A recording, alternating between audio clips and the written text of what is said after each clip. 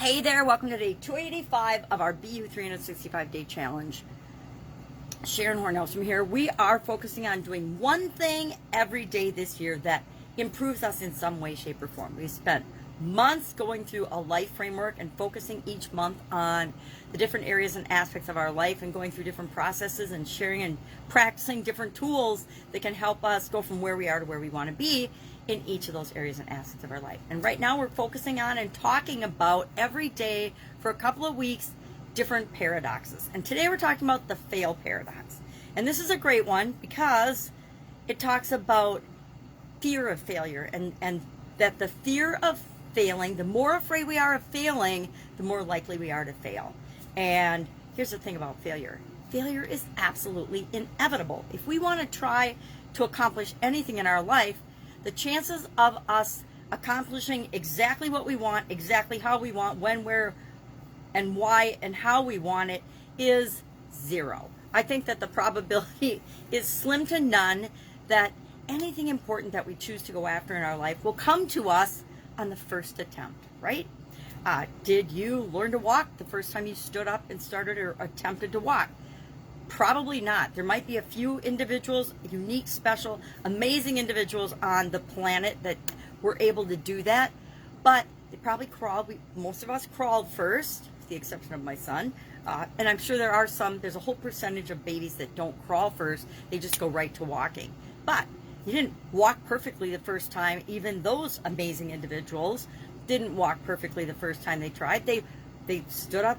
They might have run. They fell down. Up, down, up, down, up, down. That's how life is. And as much as we wish maybe that it wasn't, it's deluding ourselves and it's setting ourselves up for more failure by thinking that we should never fail and that we're never going to make a mistake. We're never going to say the wrong thing. We're never going to do the wrong thing. Everything's going to work out perfectly for us. In the long run, everything works out perfectly for us because even the little things that come along the way that we define as failures, and it is entirely up to us, are lessons that we need to learn. They're things that are for us, even if they don't feel like they're for us at the time. There's a term, and it means the irrational and persistent fear of failure. And let's see if I can pronounce it. It's Titiphobia, Atychi phobia. I don't know how to pronounce it because I've never heard of it before, but I thought it was interesting. I think there's a name for just about anything and everything you can imagine nowadays. And if there isn't, somebody's going to make one up because they're all made up anyway.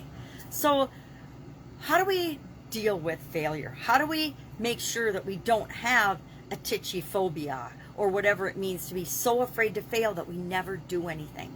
I've found over the decades of my millions, I'm sure I've had millions and millions of failures in my life, right? The only way we ever achieve anything, any type of success, is by making attempts. And all the attempts leading up to success, we could define as failures. Now, we don't have to. I redefined failure as lessons learned and stepping stones a long time ago, which totally helped me overcome my fear of failure. Now, the one sure way I've found to overcome fear of anything is to take action. Find some action you can take toward handling. And we've talked about fear of failure and all the different things and all the different possibilities. I think we did 9 or 8 or how many ever possible actions that you can take to overcome a fear of something that you have. A lady posted on social media the other day about comparing fear of public speaking and fear of death, and that those are the two primary, as adults, those are the two most common fears people will say that they have: fear of death and fear of failure. And I commented that I'm not or public speaking, not failure, fear of public speaking, and failure is probably 3 or 4. Fear of public speaking and fear of death. And I said, I'm not afraid of either of those things. Those are things that don't need to be feared. And then she came back and said, well, what are you afraid of? And I shared what I was afraid of, because she said, if you want to, you don't have to. And I'm like, I absolutely positively don't have a problem sharing what I am still afraid of. But the only reason I'm not afraid of public speaking or death is because I took action. Now, I had a death experience. Would I have chosen to do that? No. But since I did that and survived that, and even before that, I, for some strange reason, haven't ever been afraid of death. It just didn't even hit my radar, because it's one of those things, I think, to me, that's absolutely inevitable. It's going to happen to each and every one of us, everything and everybody on the planet. So what is the point of wasting any time and energy being afraid of it, worrying about it, or being doubtful about it? Zero. It's like thinking we can control the weather. Things that are outside of our control, I say get zero energy. I don't spend any energy on the weather, right? My kids think I'm crazy because they're big snowboarders and outdoor enthusiasts, and so the weather matters to them in terms of their plans and their activities. And I do it just the opposite. I'm like, whatever the weather is, then I'm going to determine what my plans and activities are. And that's served me really, really well, because instead of getting mad because it's raining out, and it happens to be stormy and rainy out here, I just go with the flow of it. And going with the flow of things makes me feel better. We all have to do what makes us feel better. So today, what's our action item with respect to the fail paradox? Number one, ask yourself, is this true for me? If I am afraid of something, is it that the more afraid I am of failing at something, the more likely I am to fail? Well, yes. Here's why. Because the more afraid you are of something, the more afraid I am of something, I'm going to stop myself from even trying to succeed in that area. And if I don't ever try, guess what? I automatically fail. So failure is automatic in the absence of taking action and going for what we want. So it's it's a very true paradox. At least in my life it has been. Like I said, I've failed millions and millions of times, but it's because I'm willing to get up again and just do something else, try something else, figure it out, that I've had a lot of successes in my life as well. So when in doubt, ask a successful person. Ask somebody that's already gotten or achieved what you want how many times they attempted it before they actually got to what you consider success. And then remember, and we've talked about this before, you get to define what a failure is and what a success is. When I used to beat myself up because I defined failure as the end of the world and final, and that if I failed at something, why even try again? I had a lot more failures and I stayed stuck a lot longer than when I redefined it as, hey, I just learned one thing that didn't work. I learned one person that didn't want what it was that I had to offer, whether it was in a relationship, whether it was with work or a product or service. It's just one person that it wasn't for. But guess what? The more people that I asked that it wasn't for, the more quickly I discovered and found the people that it was for, if that makes sense.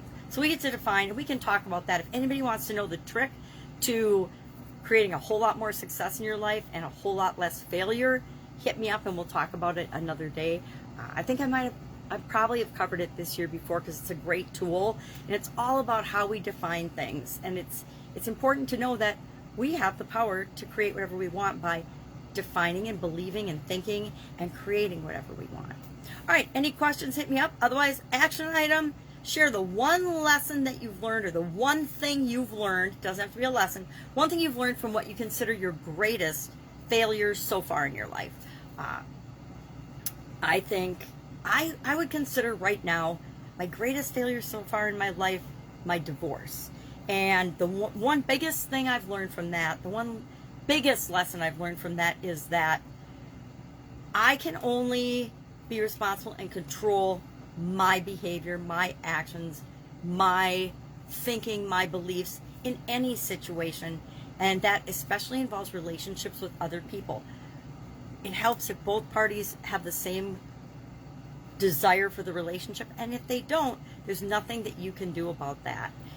I know there's some coaches out there that teach that it just takes one person to create the relationship, but I think that's not true. If one person wants a relationship, then you have to find the relationship that you want, the person that wants to be in that relationship with you. Again, and maybe that's a false belief of mine, but I don't think so. All right.